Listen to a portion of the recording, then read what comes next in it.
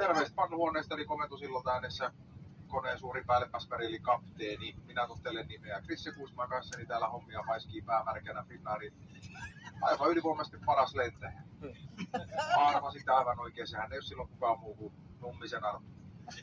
Heittikin huomata varmasti, että suorastaan hämmentävä upea matkustamon henkilökunta meillä tänään hommissa siellä.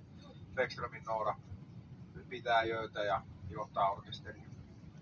Näköjään kuormaus tuli just valmiiksi ja Lakerta jo huutelee, että eikö lähdetä kohta työntämään. No ei me nyt voida työntää, kun minä tässä pälpätän, mutta kunhan minä maltan lopettaa tähän höpöttämisen, niin sittenhän me lähdetään liikkeelle. Ja ota Arttu tuossa huitoa, mitä se huitoa? Aha, no, nyt saatiin näköjään semmonen lennonjohdon rajoitus. Mistä tuo johtuu? Johtuuko Helsingin tuloruuhkasta vai onko tuossa reitillä jotain liikennettä, mutta näyttää siltä, että tässä tuli just tuommoinen melkeinpä tunti meille viivettä.